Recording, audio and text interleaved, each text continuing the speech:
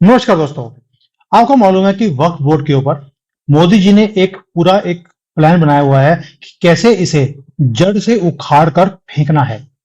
उसका रीजन है कि जब एक धर्म के बेस के ऊपर आपने दो कंट्रीज बना दिए, मुसलमानों को अपने कंट्री मिल गया, दो बड़े एरियाज मिल गए और भारत को हिंदुस्तान दे दिया गया कि हिंदू और मुसलमान इकट्ठे नहीं रह सकते। ये हिंदुओं ने नहीं बोला, मुसलमानों ने बोला था। उसके बाद हिंदू जो पाकिस्तान से छोड़कर आए, उनकी प्रॉपर्टीज को वहां के मुसलमानों ने टेक ओवर कर लिया, उनके बिजनेसेस को टेक ओवर कर लिया गया। लेकिन जो भारत के अंदर जो मुसलमान यहां से छोड़कर पाकिस्तान या बांग्लादेश गए थे, उनकी प्रॉपर्टीज वक्फ बोर्ड को दे दी गई, ये बोलकर कि ये तो मुसलमान की प्रॉपर्टी है, ये हिंदू को हम नहीं दे सकते। यहां पर वक्फ बोर्ड का स्यापा खड़ा कर दिया। अब ये वक्फ बोर्ड इस तरह से बनाया गया नेहरू और गांधी की तरफ से, ताकि हिंदुओं को हमेशा के लिए गुलाम बनाया जाए और कैसे यहां पर एक मिनी पाकिस्तान बनाकर एक बार और यहां पर डिवीजन करवाई जाए। अब सबको मालूम है कि नेहरू मुसलमान थे। अभी तो एक चीज और उजागर हुई है जो मैंने अभी इन्वेस्टिगेट किया कि गांधी भी मुसलमानों की ही फैमिली से आते थे। ऊपर से दिखाते ये थे कि वो हिंदू हैं, लेकिन गांधी के नाम पर उन्होंने हिंदुओं को ही बेवकूफ बनाया। अब ये जो वक्फ बोर्ड है, ये हिंदुओं को गुलाम बनाने की क्षमता कैसे रखता है, इसके ऊपर डिटेल में डिस्कशन करते हैं संजीव जी के साथ। सर जय श्री राम। जय श्री राम सुमित जी। सर मैं जो अश्वनी उपाध्याय हैं, मैं उनकी एक बार इंटरव्यू सुन रहा था। वो बड़ा ही ठोक कर बोल रहे थे कि जो वक्फ एक्ट है, वो बनाया ही इस तरह गया है कि ताकि जो हिंदूज हैं वो गुलाम रहें मुसलमानों के सामने और डर कर रहें हमेशा के लिए। इसके अंदर पोटेंशियल है बहुत बड़ा टू एनस्लेव हिंदूस। सर ये किस तरह से वक्फ बोर्ड को बनाया गया और हिंदुओं को अपने ही कंट्री में पता नहीं है कि उनकी जमीनें हड़पी जा रही हैं और कोई बोलता भी नहीं है। सुमित जी, जैसे आपने बताया कि इंडिया और पाकिस्तान की जब पार्टीशन हुई और बांग्लादेश की पार्टीशन हुई, तो उस वक्त जो भी हिंदू शरणार्थी वहां से बांग्लादेश या पाकिस्तान से निकल के इंडिया में आए, तो उसके बदले में किसी को थोड़ी बहुत जमीन मिली, किसी को थोड़ी बहुत जमीन नहीं मिली। और जो पीछे जो प्रॉपर्टी जो वो बांग्लादेश और पाकिस्तान में छोड़ आए थे, वो वहां के जो मुसलमान कम्युनिटी थी, उन्होंने वो पूरी उसको हड़प के आपस में बांट ली थी। तो मगर जो इंडिया के अंदर जो मुसलमान थे, उन्होंने उस चीज को देखते हुए कि भैया हमारे यहाँ पे जो प्रॉपर्टियां जो मुसलमान यहाँ से छोड़ के पाकिस्तान या बांग्लादेश गए हैं, वो हमारे हाथ से ना निकल जाए। वो इन्होंने यहाँ के पॉलिटिशियंस के साथ मिलकर वक्फ बोर्ड को एक मतलब उसको एक वक्फ बोर्ड का नाम को इन्होंने पास करवा दिया वहां से। और उसमें नेहरू फैमिली थी, उसके बाद इंदिरा गांधी फैमिली, इंदिरा गांधी की गवर्नमेंट थी, उसके बाद राजीव गांधी की गवर्नमेंट थी। इन सब लोगों ने धीरे करके वक्फ बोर्ड की जो शाखाएं थी, उनके बाजू थे, उनको मजबूत धीरे धीरे करते चले गए, जिसकी वजह से ये वक्फ बोर्ड बहुत ज्यादा स्ट्रांग होता चला गया। अब वक्फ बोर्ड का रूल क्या है कि बेसिकली क्या होता है कि वो कहते हैं जो पुश्तैनी प्रॉपर्टी जितनी भी यहाँ पे मुसलमान के नाम पे थी, वो आज की डेट में हमारी है। कैसे, उसका एग्जांपल देता हूँ कि अगर सपोज कीजिए मैं अगर किसी मुस्लिम फैमिली को बिलोंग करता हूँ, मेरे दादा या परदादा ने अब आज की डेट में नहीं रहे हैं, अगर वक्फ बोर्ड आगे बोलता है मुझे कि देखो जी, आपके दादा परदादा बोल गए थे कि जो भी ये जमीन है गांव की है, वो हम ना वक्फ बोर्ड को हम डोनेट करेंगे, तो आपके दादाजी हमें बोल गए थे, तो ये पूरे गांव की जमीन हमारी हुई। वो क्या करते हैं, वक्फ बोर्ड के नाम उसका कागज बना देते हैं, उसके कागज तैयार कर देते हैं। वो कोर्ट में जो हमारे जो कोर्ट के अंदर जो लूप होल्स हैं, जो कोर्ट के अंदर जो मिला जुले तरीके से काम होता है, उससे उनको प्रॉपर्टी वो क्या होता है, वो अपने नाम करवा देते हैं। अच्छा, जो उस प्रॉपर्टी में रहने वाले लोग हैं, उसको बाद में पता चलता है कि ये वक्फ बोर्ड ने प्रॉपर्टी क्लेम कर लिया है, इस पर दावा ठोक दिया है। पिछले 50 साल से उस प्रॉपर्टी को वो कोई और रह रहा है, किसी दूसरे धर्म का इंसान रह रहा है, चाहे हिंदू है या सिख है या ईसाई है या बौद्ध है, कोई भी रह रहा है, उसको 50 साल के बाद 20 साल के बाद पता चलता है ये प्रॉपर्टी की वक्फ बोर्ड के पास चली गई। तो इस तरीके से उन्होंने उन प्रॉपर्टियों पे कब्जा करना शुरू कर दिया। अच्छा, जो सेंटर के अंदर गवर्नमेंट थी, वो भी इतनी करप्ट थी कि उन्होंने इस चीज को होने दिया और बहुत बड़े पैमाने पे होने दिया। और इस तरीके से क्या हुआ कि हिंदुस्तान में बहुत बड़ा हिस्सा जो प्रॉपर्टी का है, वो वक्फ बोर्ड के हाथ में, कि वो अपने आप में एक पूरा देश बन सकता है। आप इमेजिन कीजिए, समझिए कि पूरा मालदीव हो गया, पूरा आपका सिंगापुर का इलाका हो गया, सिंगापुर। पूरे को जोड़ दो, पूरे दोनों को मिला दो तो उससे भी बड़ी वक्फ बोर्ड की प्रॉपर्टी है पूरे इंडिया के अंदर। और इन्होंने ऐसी ऐसी जगह पे प्रॉपर्टी ले रखी है कि आप सोच भी नहीं सकते कि वो सारी प्राइम लैंड है। तो उनकी उसकी कीमत करोड़ों में जाती है, करोड़ों अरबों में जाती है। तो अगर वक्फ बोर्ड की मनमानी चलने दी गई तो आने वाले दिनों में जितना पैसा इन लोगों के पास हिंदुस्तान और हिंदुस्तान के बाहर से आता है, तो ये बहुत सारी और प्रॉपर्टी को अपने अपने अपने नाम पे कब्जा करके बैठ जाएंगे। और उस जगह से जो दूसरे समुदाय के लोग हैं, चाहे हिंदू हो, सिख हो, ईसाई हो, उनको जगह छोड़ के जाना पड़ेगा मजबूरी में। क्योंकि जिस जगह पे वक्फ बोर्ड दावा करता है तो वहां पे बहुत जल्दी देखा गया है कि इनके समुदाय के लोग वो आके धीरे धीरे उस एरिया में गंदगी फैलानी शुरू कर देते हैं और कब्जा करना शुरू कर देते हैं, धमकी देनी शुरू कर देते हैं। और कोर्ट भी उसका कोई संज्ञान नहीं लेता, वहां की पुलिस भी इस चीज की छानबीन करने से मना कर देती है कि इनको अगर आज की डेट में पे कोई एफआईआर भी करे तो कल को कोर्ट में जाके इनको जमानत मिल जाएगी, केस भी नहीं चलेगा। क्योंकि वक्फ बोर्ड का अपना ही कोर्ट है, वो इंडिया के सुप्रीम कोर्ट, हाई कोर्ट को मानने से इनकार कर देती है। तो वो इस तरीके से चलता है। तो ये धांधलेबाजी है, बहुत बड़ी गुंडागर्दी है जिस तरीके से चल रहा है। पिछले दिनों में एक काम और भी हुआ है और हमने टीवी पे ये यूट्यूब वीडियोस पे भी इस चीज को देखा है कि जितने भी मौलाना है पूरे इंडिया के अंदर, वो अब अपनी कम्युनिटी के अंदर, मोहल्लों के अंदर जा जाके वो लाउड स्पीकर से चिल्ला चिल्ला के बोल रहे हैं कि इंडिया के अंदर जो एक कोर्ट के अंदर जो केस चल रहा है या फिर ज्वाइंट पार्लियामेंट्री कमेटी के पास वक्फ बोर्ड का केस गया हुआ है, तो उसमें ऐसा ना हो कि वो वक्फ बोर्ड के वो वक्फ बोर्ड अपनी पहचान ही खो दे या कुछ इस तरीके से रूल निकाला जाए कि आने वाले दिनों में वक्फ बोर्ड और प्रॉपर्टी अपने पास ना जोड़ पाए, या पुरानी प्रॉपर्टी का अगर वो वक्फ बोर्ड किसी भी तरीके के कागजात ना पेश कर पाए, प्रूफ ना पेश कर पाए कि ये वो प्रॉपर्टी उनकी है, तो प्रॉपर्टी उनसे वापस ले ली जाए। तो अगर ऐसा हुआ तो इस कम्युनिटी की ताकत उतनी कम होती चली जाएगी, इनकी जमीनें उतनी कम हो जाएंगी। तो वो अपने ही लोगों को अंदर अंदर भड़काने की कोशिश कर रहे हैं कि देखो जी हमारे साथ कितना गलत हो रहा है, कि कोई भी ऐसा लॉ आता है तो आप सड़कों पे आओ, आप सुप्रीम कोर्ट के अंगेज जाओ, आप ये जो ज्वाइंट पार्लियामेंट्री कमेटी के अंगेज जाओ, आप ऐसा काम मत होने दो, इन लोगों को वोट मत डालो, ऐसा करो वैसा करो, दुनिया भर का भड़काने की कोशिश कर रहे हैं अपनी कमेटी के लोग। मगर दूसरी तरफ देखा गया है कि जिन लोगों की प्रॉपर्टियां वक्फ बोर्ड ने कब्जा कर रखी हुई हैं, उस समुदाय के लोग चुप्पी साध के बैठे हैं। ये लोग बाहर ही नहीं निकल रहे। क्या इनका फर्ज नहीं पड़ता कि वक्फ बोर्ड जो उल्टी सीधी हरकत कर रहा है तो उसके खिलाफ ये लोग भी समुदाय में अपने समुदाय में जाके बोले? क्या बाकी समुदाय के जो धर्म गुरु हैं वो इसके बारे में संज्ञान नहीं लेंगे? क्या वक्फ बोर्ड के जितने मुलाना है उसके जितने भी जो लोग उस कम्युनिटी के रिलीजियस लीडर्स हैं वो तो बढ़ चढ़ के बोल रहे हैं, हर मीडिया चैनल पे आके बोल रहे हैं, बहुत सारे मीडिया चैनल उनको सपोर्ट भी कर रहे हैं क्योंकि पैसा वहां से चल के आ रहा है, इसलिए उनकी बात बोली जा रही है। मगर दूसरी तरफ जो हिंदू समुदाय के लोग हैं, या सिख समुदाय के लोग हैं, या ईसाई समुदाय के लोग हैं, उनकी प्रॉपर्टियों में जब वक्फ बोर्ड जब कब्जा कर रहे हैं, वो लोग क्यों इकट्ठे नहीं हो रहे? उनके धर्मगुरु क्यों बाहर सड़क पे नहीं आ रहे?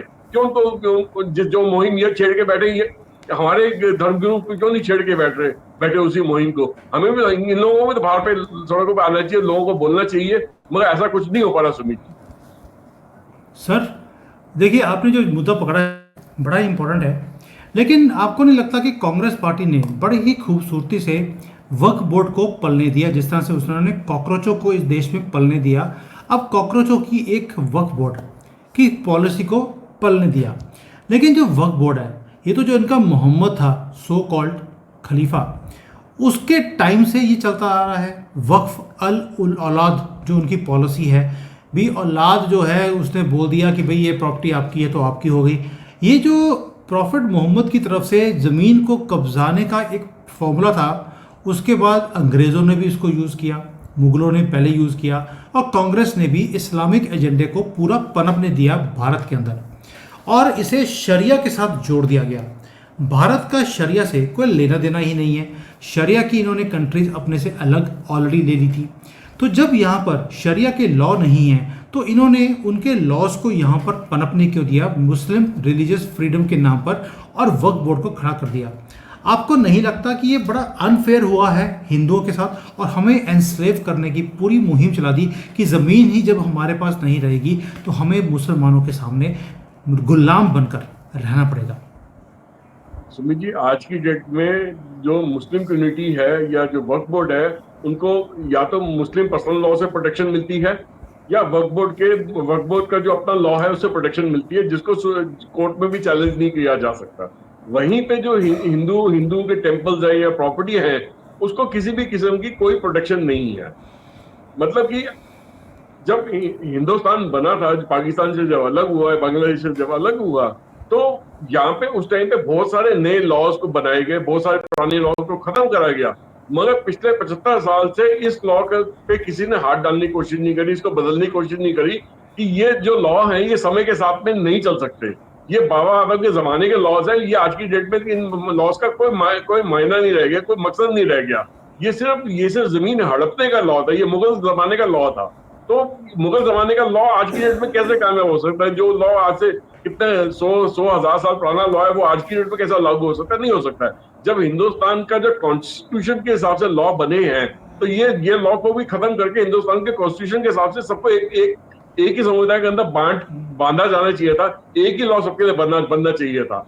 मगर आज ये जो लॉ है, नासुर की तरह, दीमक की तरह पूरे हिंदुस्तान में फैल रहा है। और इसका एक ही तरीका इसको खत्म करने का है कि इसको जड़ से खत्म करने के लिए इसको काटना पड़ेगा जड़ से, इसको उखाड़ के फेंकना पड़ेगा जड़ से। तभी जो तकलीफ है वो इंडिया के अंदर खत्म हो सकती है। अदरवाइज क्या है कि ये अगर इसको जड़ से उखाड़ के नहीं फेंका गया तो ये फैलती चली जाएगी, और वो समय दूर नहीं सुमित जी, जब हम भी हमारे घरों, आपके घरों को भी वक्फ बोर्ड जो है वो हड़प के बैठ जाएगा, हम उसके बारे में कुछ नहीं कर पाएंगे। सर, जो हमारे पुराने मंदिर की जगह हैं वो भी इन्होंने क्लेम कर ली है, क्योंकि ये तो वक्फ बोर्ड की प्रॉपर्टी है, इस पे जितनी कलेक्शन है ये अब इन कॉकरोचों के पास जाएगी। अब मैं आपको एक किस्सा बताता हूँ कि मेरे पास एक फैक्ट्री की जगह थी यहाँ हिमाचल के अंदर, वो कॉकरोचों ने टेक ओवर कर लिया, क्योंकि वो फैक्ट्री मैंने बंद करी हुई थी पिछले 15-20 साल से। मैंने उसमें कोई काम नहीं किया, शेड पड़ा हुआ था, शेड वहाँ पे उतार के ले गए और कब्जा कर लिया। वहाँ पर पंक्चर की दुकान से शुरू किया था। जब इन्होंने ऑब्जर्व किया कि यहाँ पर कोई आ नहीं रहा, इन्हें पता लग गया कि ये आदमी इंडिया में नहीं रहता है, उन्होंने उस प्रॉपर्टी को टेक ओवर कर लिया। वहाँ पर कांग्रेस की गवर्नमेंट है, मैं ऑफिशियल्स को मिलने गया, किसी ने कुछ भी संज्ञान नहीं लिया। मैंने भी, सुमित जैन हूँ, मैंने पहले बोला है इन कॉकरोचों से घबराता नहीं हूँ। मैंने भी उन्हें धक्के मार के वहाँ से उनकी टीन टप्पर जो होते हैं वो उतार के बाहर फेंक दिए और ज़मीन को कब्जा कर लिया। दोबारा से अपने ही हाथों में मेरी वो ज़मीन आ गई। 3 एकड़ की जगह इन कॉकरोचों ने फ्री में टेक ओवर कर लिया। वहाँ पर एक गंदी कोई मज़ार, किसी कुत्ते बिल्ले को उन्होंने दफना कर वहाँ पर पूजा पाठ शुरू कर दिया कि इस ज़मीन पर अब किसी और का हक नहीं हो सकता। मैंने भी दिन दिहाड़े जाकर उसको तोड़ा और उसके अंदर से कुछ नहीं निकला। They could not say anything in front of me. और ये जो सारा कुछ है ये कांग्रेस की स्टेट में जाकर मैंने काम किया है। जब तक हम अपने चीज़ों के लिए हम लड़ाई नहीं करेंगे, ये कॉकरोच ऐसे ही हमारे खिलाफ काम करते रहेंगे। हमारे मंदिर हों, हमारे घर हों, इन्हें टेक ओवर करते रहेंगे। स्ट्रांगली आपको खड़ा होना पड़ेगा। हम कोशिश करते हैं कि गवर्नमेंट हमारे साथ खड़ी हो। भाई, जब आप वीक होते हैं आपके साथ कोई खड़ा नहीं होता। आपको स्ट्रेंथ दिखानी पड़ेगी, अपनी चीज़ों के लिए लड़ना पड़ेगा। अभी झारखंड से एक मिश्रा जी हैं, उनकी दादे परदादों की जगह है जो कॉकरोचों ने टेक ओवर कर ली। वो चाहते हैं कि जगह उनसे निकलकर कोई धर्म का काम किया जाए, लेकिन कॉकरोच उस जगह को छोड़ने के लिए तैयार नहीं है। आपको मालूम है कि झारखंड में तो जिहादियों की गवर्नमेंट है, वहाँ पर बड़ा ही मुश्किल है इन चीज़ों को करने के लिए। मैं लगा हुआ हूँ, जहाँ जहाँ पर भी सनातनियों को पीड़ित किया जा रहा है, I am taking their cases to the top, और मैं करवा कर ही छोड़ूंगा। अपनी ज़मीन को मैंने छुड़वाया है, मिश्रा जी की ज़मीन को भी छुड़वाने के लिए जो भी करना पड़ेगा मैं करूंगा। इसका एक ही निष्कर्ष है कि हमें अपने हक के लिए लड़ाई करनी पड़ेगी। बिना लड़े कुछ भी काम नहीं होता। आपको नहीं लगता कि हिंदुओं को कहीं ना कहीं सामने आकर लड़ाई करनी पड़ेगी और चुप्पी साधने से कुछ नहीं होने वाला?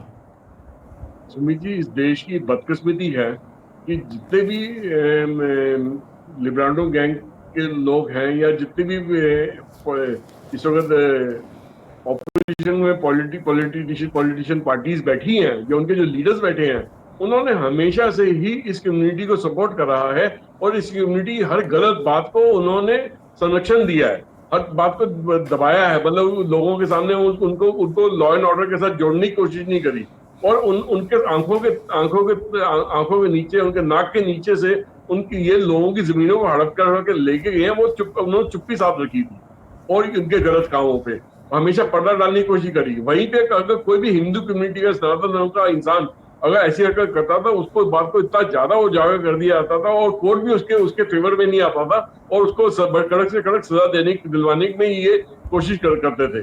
क्यों ये सब क्यों हुआ? ये सब इसलिए हुआ कि ये सिर्फ वोट बैंक का खेल है सुमित जी। वोट बैंक के लिए इन लोगों ने अपने देश को बेच डाला। अपने देश के अंदर इन्होंने ऐसी व्यवस्था खड़ी कर दी कि जिसमें आपस में लोग लड़ मरे और इनको और उसकी लड़ाई का फायदा उठा के ये अपनी दुकानदारी चलाते रहे। अब देखिए, अब जो लीगल सिस्टम है वो आपको इजाजत देता है कि आज की डेट में अगर पीआईएल आप फाइल करते हो किसी भी ऑर्गेनाइजेशन के बारे में कि हमें उसके बारे में जानकारी चाहिए या उसके जवाब चाहिए, तो उस ऑर्गेनाइजेशन को ये जवाब देना पड़ेगा। और वक्फ बोर्ड भी उस आज की डेट में उससे छूता नहीं है।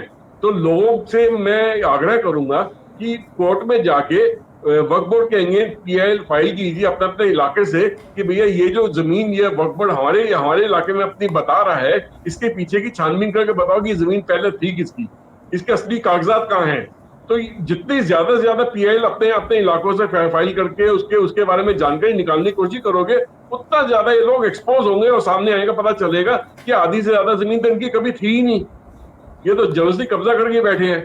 ये यहाँ पे डरने की जरूरत नहीं है, इनको सामने से फेस करना पड़ेगा। अगर इंडिया का लॉ एंड ऑर्डर थोड़ा सिस्टम जुडिशरी सिस्टम स्लो है तो कोई बात नहीं, आप ग्रुप में जाके उसको अपने एसोसिएशंस बनाइए, अपने लॉयर्स के एसोसिएशन बनाइए, उनमें थोड़ा पैसा हर एक बंदा अगर डालेगा तो वो उसकी फीस भी निकल आएगी और ये पीएल भी फाइल हो जाएगी। उसके बारे में इनको समय रहते हुए इनको जवाब भी देना पड़ेगा। ऐसा कभी नहीं होता कि पीएल का जवाब कभी भी ना है, ऐसा कभी नहीं होता। पीएल का जवाब एक सही समय सीमा के अंदर देना ही पड़ता है, चाहे वो सही जवाब हो या गलत जवाब हो। उसके बारे में दूसरी पीएल, तीसरी पीएल, चौथी पीएल फिर बाद में और फाइल करी जा सकती है, आपकी हर एक पीएल का जवाब मिलेगा। तो अगर ये लोग कानून, हमारे देश के कानून का साथ लेके अपने इन प्रॉपर्टी को हड़प करते हैं, तो आपको कौन रोक रहा है कि आप कानून का साथ ना लीजिए? आप भी तो बढ़ चढ़ के कानून का साथ लीजिए। आप डर क्यों रहे हो? आप सामने आइए, खुल के आइए। तो सर, और उसमें अगर कोई आपको चाहिए, आपको कोई इस तरह के वकील चाहिए कि जो आपका साथ दे तो आप हमें बताइए, इस फॉर्म को लिखिए, हम आपको बताएंगे कौन से वकील पूरे इंडिया के अंदर हैं जो आपकी इस तरीके की मदद कर सकते हैं। तो काम तो हो सकता है, मतलब उसमें आपको बढ़ चढ़ के हिस्सा लेना पड़ेगा और सामने से चल के आना पड़ेगा। सही बात है, हम लोग अपने प्लेटफॉर्म आपको ऑफर करते हैं। कोई भी आना चाहता है, अपनी पीड़ा को बताना चाहता है ताकि बाकी सबकी भी आंखें खुलें, आपके एक्सपीरियंस के साथ आप मुझे नीचे ईमेल कर सकते हैं और हम लोग आपको टच करके वी विल कॉल यू। और अगर आपको हेल्प भी चाहिए तो हेल्प प्रोवाइड करने की भी पूरी कोशिश करेंगे। जो भी हमारे रिसोर्सेज हैं उन्हें एक्टिवेट कर कुछ भी हो सकेगा हम करेंगे। तो ये वीडियो बनाने का मकसद एक ही है, आपको जगाने का कि भी हिंदुस्तान में हिंदुओं को ही राइट्स नहीं हैं अपनी प्रॉपर्टी के ऊपर। इन कॉकरोचों को पूरे राइट दिए गए हैं। मीडिया इन चीज़ों को लेकर नहीं आता, इंटेलेक्चुअल्स बोलते नहीं हैं। और हमारी विडंबना देखिए, अभी तक जितने भी हमारे पॉलिटिशियंस हुए उसमें 90% से ज़्यादा हिंदू थे और उन्होंने ही हिंदुओं को दगा दिया, कभी हिंदुओं के नाम पर, कभी हिंदू बनकर और कभी हमें धोखा देकर कि भाई ये हिंदुस्तान है, आप भाईचारे में रहिए। उन्हें भाई बना दिया, हमें चारा बना दिया और उन भेड़ियों के सामने हमें फेंक दिया गया और कोई सुनवाई भी नहीं है। अगर हमें लड़ाई करनी है तो हमें अपनी लड़ाई खुद ही करनी पड़ेगी। मैंने भी भारत में आकर किसी को बिना बताए अपनी लड़ाई खुद लड़ी और अपनी ज़मीन को अपने कब्जे में दोबारा लिया। अब अगला मैटर है कि जो फंडिंग है, आपके कोई आइडियाज़ हैं, उसकी फंडिंग के लिए हम लोग एक वेंचर कैपिटल खोल रहे हैं। संजीव जी उसका पार्ट है। हम सब मिलकर अपने सनातनी भाई बहनों का कोई भी आइडिया है, कोई भी बिजनेस है, उसे फंडिंग हम खुद करेंगे ताकि आपके आइडिया को आगे लेके जाया जाए और उसमें जो पैसे इस फंड में लगाएंगे उनको भी फ़ायदा होगा और हमारे सनातनियों को भी फ़ायदा होगा। क्योंकि हमें सुनने के लिए ना तो कोई बैंक आएगा ना गवर्नमेंट आएगी। हमने एक चीज़ नोट कर लिया कि गवर्नमेंट की अपनी कंपल्शंस हैं। मुसलमान कभी भी गवर्नमेंट से हेल्प नहीं मांगते, ना क्रिश्चियन मांगते हैं, ना ज्यूज़ मांगते हैं। हम ही हिंदू हैं जो हमेशा गवर्नमेंट की तरफ आंख उठाकर देखते रहते हैं कि भाई कब हमें हेल्प मिलेगी। अब वक्त आ गया कि हम अपनी हेल्प खुद करें, अपनी कम्युनिटी खुद क्रिएट करें, अपने आइडियाज़ को जो जनरेट करते हैं उन्हें आगे लेकर जाएं। उसमें किसी न किसी सनातनी को आगे आना पड़ेगा और ये मुहिम मैं खुद शुरू कर रहा हूँ। आप सब अपने आइडियाज़ हमारे साथ शेयर कीजिए और इस पूरी मुहिम का जो पार्ट बनना चाहते हैं आप प्लीज़ कम फॉरवर्ड। मैं सक्षम नहीं हूँ कि सब कुछ मैं नहीं जानता, मुझे भी हेल्प चाहिए आपके आइडियाज़ की, आपकी तरफ से डायरेक्शंस की। आप डायरेक्शंस दीजिए, हम मिल बांध कर इस कंट्री को महान बना सकते हैं। गवर्नमेंट की तरफ देखने की ज़रूरत नहीं है। हम जिस दिन 100 करोड़ लोग इकट्ठे हो गए, वाट लगा देंगे सबकी। हमने 1000 साल से इनकी वाट लगाई है, अब भी लगा सकते हैं। उसके लिए किसी ना किसी को आगे आना पड़ेगा, इसलिए मैं खुद अपने आप को ऑफर कर रहा हूँ आगे आने के लिए। और जो इसका पार्ट बनना चाहते हैं आप प्लीज़ आइए। इसमें कोई भी कमर्शियल एंगल नहीं है हमारा, सिर्फ भारत की, अपने लोगों की, अपने धर्म की सेवा के लिए ये मैं काम कर रहा हूँ। सो प्लीज़ कम फॉरवर्ड अपने सजेशंस के साथ, अपने आइडियाज़ के साथ और इस मुहिम को आगे लेके चलें। थैंक यू सर, जिस तरह से आपने वक्फ बोर्ड का समझाया। आप अपना क्लोजिंग कमेंट देना चाहते हैं प्लीज़। सुमित जी, मैं इस प्लेटफॉर्म से जितने भी वकील दोस्त हैं, वकील भाई लोग हैं, उनको रिक्वेस्ट करना चाहता हूं कि वो भी सामने आए और अपना नाम सामने दें कि वो इस मुहिम में लोगों का साथ देना चाहते हैं। वो जो PIL केसेस हैं, जो कब्जे के केसेस हैं, वो उनकी तरफ से लड़ने के लिए तैयार है और कम फीस में लड़ने के लिए तैयार है। क्योंकि इसमें देखिए, इसमें आप अपनी कम्युनिटी के लोगों को ही सहायता करेंगे, तभी ये काम आगे बढ़ पाएगा। और बहुत जरूरी है कि लोग भी बढ़ चढ़ के आगे आए, हिस्सा लें इस चीज के अंदर, क्योंकि जो हिस्टोरिकली जो गलत काम हुए हैं उसको सही करने का वक्त आ गया। अगर अभी इसको सही नहीं करा गया तो शायद फिर से मौका ना मिले उसको सही करने। बिल्कुल सही करें। आई एम श्योर आपकी अपील लोग सुनेंगे और हम एक जो चेंज है इस देश के अंदर लेके आना चाहते हैं, अपने सनातनियों को सपोर्ट करना चाहते हैं। We really stand from our heart. मेरा खुद इस मुहिम में मैं शामिल हो रहा हूँ और चाहता हूँ कि हमारे साथ और लोग मिलकर हम अपनी कम्युनिटी को सपोर्ट करना शुरू करें। हमें गवर्नमेंट की तरफ देखने की ज़रूरत नहीं है। मैं बार बार बोल रहा हूँ, ये लड़ाई अब हमारी है, हमें ही लड़नी है, क्योंकि देश हमारा है। पॉलिटिशियंस का देश ना था, ना है, ना कभी रहेगा। ये हमेशा ही सनातनियों की धरती थी और हमेशा ही सनातनियों की धरती रहेगी। उसके लिए हमें ही अपनी आवाज़ उठानी पड़ेगी। हमारे पूर्वजों ने भी आवाज़ उठाई, गर्दनें कटा ली, लेकिन झुके नहीं। जो झुके वो आज, जिसको बोलते हैं कि मुंह छुपाकर बुर्के में फिरते हैं, या जो लेडीज़ ड्रेस डालकर मूंछ कटाकर वो फिरते रहते हैं दुनिया भर में। तो हमें उसके अंदर शामिल होने की ज़रूरत नहीं है। हम सनातनियों को सपोर्ट करें और अपनी कम्युनिटी को और कंट्री को बचाएं। इसी मैसेज के साथ आज वाइंड अप करते हैं। अगली बार एक और मुद्दा लेकर आपके सामने आएंगे। तब तक जय श्री राम। जय श्री राम।